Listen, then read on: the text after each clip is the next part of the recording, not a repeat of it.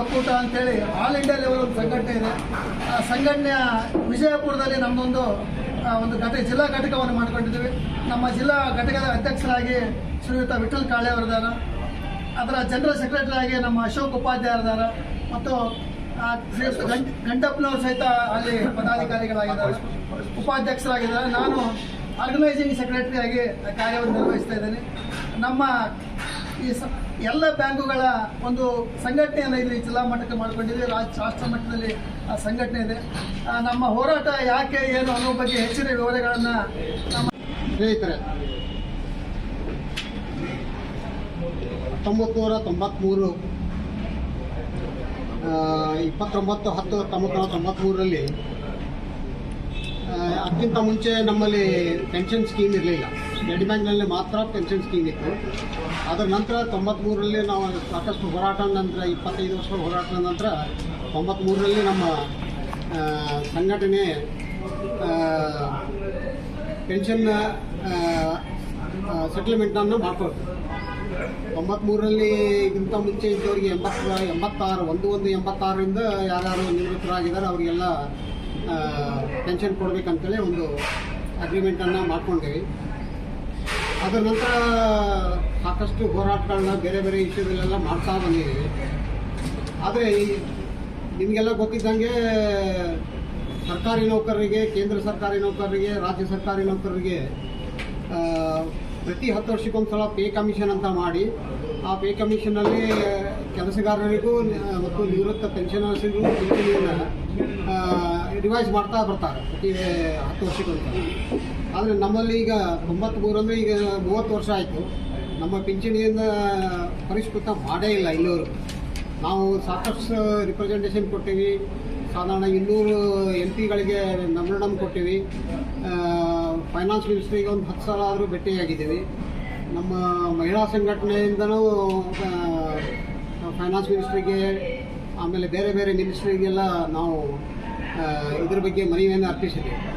ಆದರೆ ಇಲ್ಲಿವರೆಗೂ ಅದ್ರ ಬಗ್ಗೆ ಯಾವುದೇ ರೀತಿಯ ಕ್ರಮವನ್ನು ಸರ್ಕಾರ ಆಗಲಿ, ಇಂಡಿಯನ್ ಬ್ಯಾಂಕ್ ಅಸೋಸಿಯೇಷನ್ ಅಂತೇಳಿ IB ಅಂತೇಳಿ, ಸೊ ಆ ಬ್ಯಾಂಕ್ಗಳ ಒಕ್ಕೂಟ, ಅವರು ಯಾವುದೇ ರೀತಿಯಿಂದ ನಮಗೆ ಸ್ಪಂದಿಸ್ತಾ ಇಲ್ಲ. ಅದಕ್ಕಾಗಿ ನಾವು ಏನು ಮಾಡಿದೇವೆ, ನಾವು ಡೈರೆಕ್ಟಾಗಿ ಫೈನಾನ್ಸ್ ಮಿನಿಸ್ಟ್ರಿ ಮೀಟ್ ಮಾಡಿದಾಗೆ IBAದವ್ರ ಜೊತೆಗೆ ನೀವು ಡಿಸ್ಕಸ್ ಮಾಡಿರಿ ಅಂತ ಹೇಳಿ. IBA ಜೊತೆಗೆ ನಾವು ಮಾತಾಡ್ಲಿಕ್ಕೆ ಹೋದರೆ, ನೀವು ರಿಟೈರ್ ಆಗಿರಿ, ನಿಮಗೆ ನಮಗೆ ಸಂಬಂಧ ಇಲ್ಲ, ನಿಮ್ಮ ಹತ್ರ ನಾವು ನೇರವಾಗಿ ಯಾವುದೇ ರೀತಿ ಮಾತುಕತೆಯನ್ನು ನಡೆಸೋದಿಲ್ಲ ಅಂತ. ಆನಂತರ ಕೆಲವೊಂದು MP ನಮ್ಮ ಪರವಾಗಿ ನಿಂತು ಪಾರ್ಲಿಮೆಂಟ್ನಲ್ಲಿ ನಮ್ಮ ಬೇಡಿಕೆಗಳಿಗೆ ಅಲ್ಲಿ ಕ್ವಶನ್ ರೇಸ್ ಮಾಡಿದ್ರು. ಅದಕ್ಕೆ ಏನೋ ಒಂದು ವೇಗಾಗಿ ಅವರು ಉತ್ತರ ಕೊಟ್ಟರು. ಅದು ಅವ್ರದ್ದು ಬೈಪಾರ್ಟೇಟ್ ಇದೆ, ಅವರು ಅಲ್ಲೇ ನೆಗೋಷಿಯೇಟ್ ಮಾಡಿಕೊಡಿ ಅಂತ. ಬಟ್ ಅದು ನಿವೃತ್ತರಿಗೆ ನಾವು IBAದವರು ಯಾವುದೇ ಮಾತುಕತೆಗೆ ಕರೀತಾನೇ ಇಲ್ಲ. ಹಾಗಾಗಿ ನಮಗೆ ಈಗ ಬೇರೆ ದಾರಿ ಕಾಣದಲ್ಲೇ ಹೋರಾಟಕ್ಕೆ ಇಳಿದಿದೆ.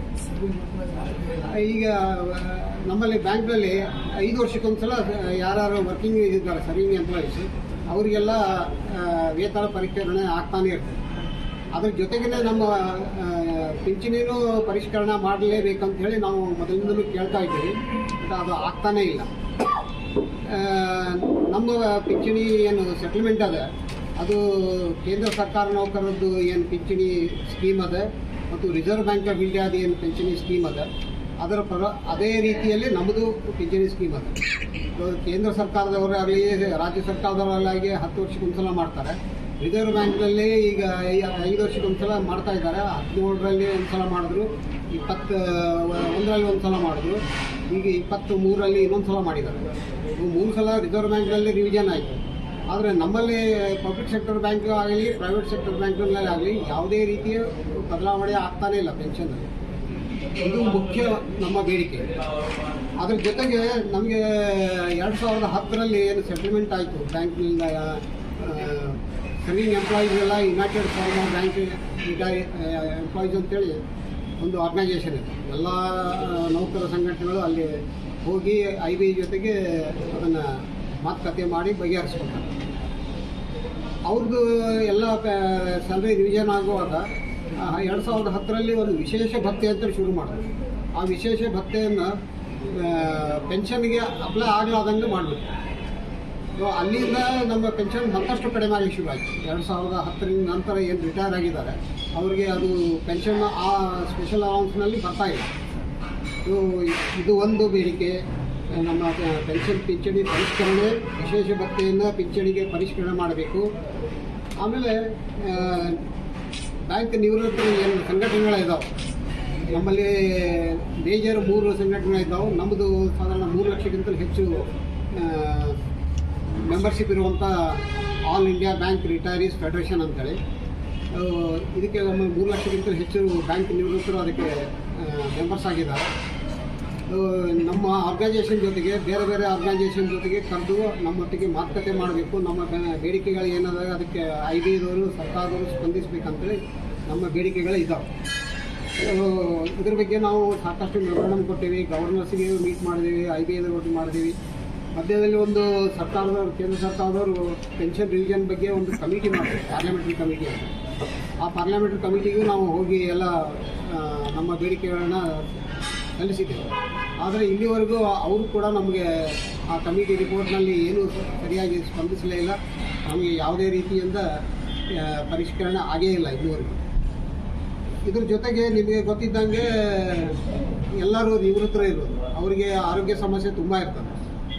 ಅದಕ್ಕೆ ಅವರಿಗೆಲ್ಲರಿಗೂ ಹೆಲ್ತ್ ಇನ್ಶೂರೆನ್ಸ್ ಮಾಡಿಸ್ಬೇಕಂತೇಳಿ ನಾವು ಬೇಡಿಕೆಗಳು ಇಟ್ಟಿದ್ದೇವೆ. ಅದನ್ನು ಹೆಲ್ತ್ ಇನ್ಶೂರೆನ್ಸ್ ಸ್ಕೀಮ್ IBAದವರು ಇಂಟ್ರೊಡ್ಯೂಸ್ ಮಾಡಿದ್ರು. ಆದರೆ ಅದು 2015ರಲ್ಲಿ ಪ್ರಾರಂಭವಾದಾಗ 5,000 ಪ್ರೀಮಿಯಂ ಇದ್ದಿದ್ದು ಈಗ 60,000ಕ್ಕೆ ಬಂದು ನಿಂತಿದೆ. ಪ್ರತಿ ವರ್ಷವೂ ಹೆಚ್ಚಿಗೆ ಮಾಡ್ತಾ ಇದ್ದಾರೆ. ಈಗ ನಮ್ಮದು 3-4 ತಿಂಗಳ ಪೆನ್ಷನ್ನ ನಾವು ಪ್ರೀಮಿಯಂ ಅಂತಲೇ ಕಟ್ಟುವಂಥ ಪರಿಸ್ಥಿತಿ ಬಂದಿದೆ. ಈಗ ನಿವೃತ್ತರು 4 ತಿಂಗಳ ಪೆನ್ಷನನ್ನು ಇನ್ಶೂರೆನ್ಸ್ಗಿಂತ ಕೊಟ್ಟು ಅವ್ರ ಬದುಕಿಗೆ ಹೇಗೆ, ಈ ಎಲ್ಲ ವಿಷಯಗಳು ಇಟ್ಕೊಂಡು ಮತ್ತು ನಿಮಗೆಲ್ಲ ಗೊತ್ತಿದ್ದಂಗೆ ಪೆನ್ಷನನ್ನು ನಗದೀಕರಿಸ್ಬೋದು, ಕಾಂಪಿಟೇಷನ್ ಅಂತ ಹೇಳ್ತಾರೆ.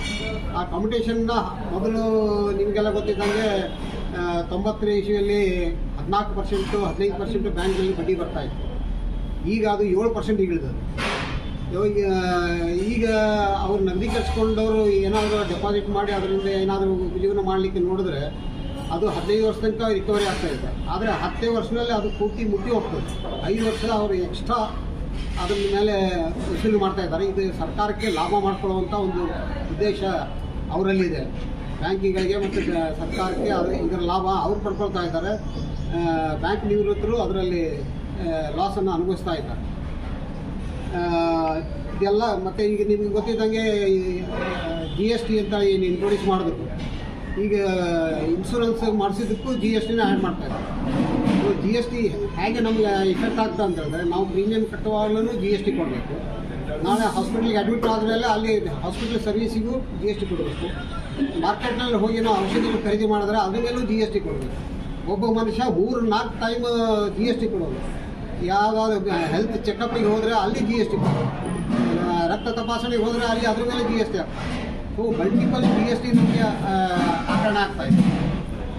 ಈ ಎಲ್ಲ ಇಶ್ಯೂಗಳನ್ನ ಇಟ್ಕೊಂಡು ನಾವು 10ನೇ ತಾರೀಕಿಗೆ ಬಿಜಾಪುರದಲ್ಲಿ ಧರಣಾ ಕಾರ್ಯಕ್ರಮವನ್ನು ಹಮ್ಮಿಕೊಂಡಿದ್ದೇವೆ. ಈ ಕಾರ್ಯಕ್ರಮವನ್ನು ಅಖಿಲ ಭಾರತ ಬ್ಯಾಂಕ್ ನಿವೃತ್ತರ ಸಂಘ ಒಕ್ಕೂಟ ಮಾಡ್ತಾ ಇದೆ. ಅಖಿಲ ಭಾರತ ಮಟ್ಟದಲ್ಲೇ ಆಗ್ತಾ ಇದೆ. ಎಲ್ಲ ಮೆಟ್ರೋ ಸಿಟೀಸ್ನಲ್ಲಿ ಈಗಾಗಲೇ ಧರಣಿ ಕಾರ್ಯಕ್ರಮ ಆಗಿದೆ. 10 ಮೆಟ್ರೋ ಸಿಟೀಸ್ನಲ್ಲಿ. ಈಗ ಬೆಂಗಳೂರಿನಲ್ಲೂ ಫೆಬ್ರವರಿಯಲ್ಲಿ ಆಗ್ತಾ ಇದೆ. ಬಿಜಾಪುರದಲ್ಲೂ ಅದೇ ಕರೆಯ ಮೇರೆಗೆ ನಾವು ಇಲ್ಲಿ ಸಂಗಮನಾಥನಾಗಿ ಈಗ ಧರಣಾ ಕಾರ್ಯಕ್ರಮವನ್ನು ಮಾಡ್ತಾಯಿದ್ವಿ. ಇದಕ್ಕೆಲ್ಲ ನೀವು ಸಹಕರಿಸಬೇಕು. ನಮ್ಮ ಕಾರ್ಯಕ್ರಮಕ್ಕೆ ಬೆಂಬಲವನ್ನು ವ್ಯಕ್ತಪಡಿಸಿ ಇದ್ರ ಬಗ್ಗೆ ಹೆಚ್ಚಿನ ಪಬ್ಲಿಸಿಟಿಯನ್ನು ನೀವೆಲ್ಲ ಒದಗಿಸಿಕೊಡಬೇಕು ಅಂತ ಹೇಳಿ ನಾನು ನಿಮ್ಮಲ್ಲಿ ಉಳಿದ ಕಡೆ ಎಲ್ಲ ಅಸೋಸಿಯೇಷನ್ ಇದೆ. ಅದೊಂದು ಬಿಜಾಪುರ ಡಿಸ್ಟ್ರಿಕ್ಟ್ ಯೂನಿಟ್ ನಮ್ಮದು ಡಿಸ್ಟ್ರಿಕ್ಟ್ ಕಮಿಟಿ ನಾವಿಲ್ಲಿ ಪರ್ಮಿಷನ್ ಮಾಡಿ ಒಂದು 1.5 ವರ್ಷ ಆಯಿತು. ಇದು ಆಲ್ ಇಂಡಿಯಾ ಲೆವೆಲ್ಗೆ ಡೆಲ್ಲಿ, ಬೆಂಗಳೂರು, ಚೆನ್ನೈ ಎಲ್ಲ ಕಡೆ ಧರ್ನಾ ಪ್ರೋಗ್ರಾಮ್ ಡೆಮೋನ್ಸ್ಟ್ರೇಷನ್ ನಡೀತಾ ಇತ್ತು. ಇದು ಮೇಜರ್ ಅಂದರೆ ಪೆನ್ಷನ್ ಅಪ್ಡೇಷನ್. ಆಮೇಲೆ ಗೌರ್ಮೆಂಟ್ ಫಿನಾನ್ಸ್ ಮಿನಿಸ್ಟ್ರಿ ಯಾರು ಡೈರೆಕ್ಟ್ ಡೈಲಾಗ್ ನಮ್ಮ ಜೊತೆ ಮಾಡ್ತಾ ಇಲ್ಲ. ರಿಟೈರ್ಡ್ ಅಸೋಸಿಯೇಷನ್ ಜೊತೆಲಿ ಅವ್ರು ಡೈರೆಕ್ಟ್ ಡೈಲಾಗ್ ನಮ್ಮ ಜೊತೆಲಿ ಮಾಡ್ಕೇಸಿಂದ ಅದ್ರ ಮೇಲೆ ಏನಾದ್ರು ತೊಡಗ ತೆಗಿಬೇಕಂದ್ರೆ ನಮ್ಮ ಉದ್ದೇಶಕರು ಅವ್ರು ಡೈಲಾಗ್ ಮಾಡ್ತಾ ಇಲ್ಲ. ಅವ್ರು ಡೈಲಾಗ್ ಮಾಡ್ಬೇಕಂದ್ರೆ ನಮ್ಮ ಬೇಡಿಕೆ. ಆ ಥರ ನಮ್ದು ವಿಜಯಪುರ ಡಿಸ್ಟ್ರಿಕ್ಟ್ ಕಮಿಟಿ ವತಿಯಿಂದ ನಾವು ಫಸ್ಟ್ ಟೈಮ್ ಮೇಲೆ ಅಪ್ರೋಚ್ ಆದೇವೆ. ಇದು ಡಿಸ್ಟ್ರಿಕ್ಟ್ ಲೆವೆಲಿನೂ ಧರ್ನಾ ಪ್ರೋಗ್ರಾಮ್ ಮಾಡಬೇಕು. ಎಲ್ಲ ಕ್ರಾಸ್ ರೂಟ್ ಒಳಗೂ ಆಗ್ಬೇಕಂದ್ರೆ ಇದು ಫಸ್ಟ್ ಧರ್ನಾ ಪ್ರೋಗ್ರಾಮ್ ಡಿಸ್ಟ್ರಿಕ್ಟ್ ಲೆವೆಲ್ ನಾವು ಮಾಡ್ತಾ ಇದ್ದೀವಿ 10th ಜನವರಿಗೆ. ಇದು ಪೆನ್ಷನ್ ಸ್ಕೀಮ್ ಒಳಗೆ ಹಣವನ್ನು ಅವ್ರು ಏನು ಮಾಡ್ಯಾರೆ, ಪ್ರೈವೇಟ್ ಸೆಕ್ಟರ್ ಬ್ಯಾಂಕರ್ಸ್ ಏನು ಅಸೋಸಿಯೇಷನ್ ಇದ್ದಾವಲ್ಲ, ಮತ್ತು ಪ್ರೈವೇಟ್ ಸೆಕ್ಟರ್ ಬ್ಯಾಂಕ್ ಏನು ರಿಟೈರ್ಡೀಸ್ ಇದ್ದಾರೆ, ಅವ್ರಿಗೆ ಪೆನ್ಷನ್ ಸಿಗ್ತಾ ಇದೆ. ಸರಿ, ಅವ್ರಿಗೆ ಎಷ್ಟು ಗ್ರಾಸ್ಟೇಷನ್ ಏನು ಲಾಸ್ಟ್ ಇಯರ್ ಕೊಟ್ಟಾರೋ ಅದು ಅವ್ರಿಗೆ ಇಂಪ್ಲಿಮೆಂಟೇಷನ್ ಮಾಡ್ತಾ ಇಲ್ಲ. ಸರಿ, ಅವ್ರನ್ನೂ ನಮ್ದು ಬ್ಯಾಂಕ್ ರಿಟೈರ್ಡ್ ಪೆನ್ಷನರ್ಸ್ ಇದ್ದಾರೆ, ಅವ್ರಿಗೂ ಅದು ಅವ್ರು ಇಂಪ್ಲಿಮೆಂಟೇಷನ್ ಮಾಡಬೇಕಂದು ನಮ್ದೊಂದು ಮೇಜರ್ ಬೇಡಿಕೆ ಇದೆ. ಸೆಕೆಂಡ್, ಅವ್ರು ಡೈಲಾಗ್ ಮಾಡ್ತಾ ಇದ್ದಾರೆ, ಅದ್ರ ಜೊತೆಲಿ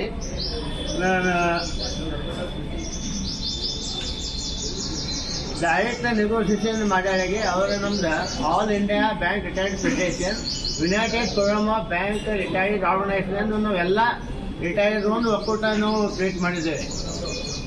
ಅದು ಆಯ್ತು, ನಾವೆಲ್ಲ ಇದು ಮುಖಾಂತರ ನಾವು ಇದೆಲ್ಲ ಧರ್ನಾ ಪ್ರೋಗ್ರಾಮ್ ಡೆಮೋನ್ಸ್ಟ್ರೇಟ್ ಮಾಡ್ತಾ ಇದ್ದೇವೆ.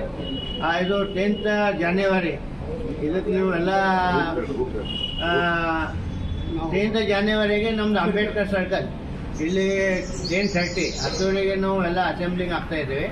ಅಲ್ಲಿ ಡೆಮೋನ್ಸ್ಟ್ರೇಷನ್ ಮಾಡಿಸಿಂದೆ ಅಲ್ಲಿಂದ ಬಸವೇಶ್ವರ ಸರ್ಕಲ್ ಟಿಪ್ಪು ಸುಲ್ತಾನ್ ಚೌಕಿಂದ ಡಿ.ಸಿ ಕಡೆ ಹೋಗಿ ಡಿ.ಸಿ ಒಂದು ಮೆಮೊರಂಡಮ್ ಸಬ್ಮಿಟ್ ಮಾಡ್ತಾ ಇದ್ದೇವೆ. ಈ ನಮ್ಮ ಧರ್ನಾ ಪ್ರೋಗ್ರಾಮ್ಗೆ ನಮ್ದು all over India joint general secretary comrade Vishwanath Naik ಮತ್ತು secretary comrade MS Bhat, syndicate bank employees union ಅಧ್ಯಕ್ಷರಿದ್ದಾರೆ.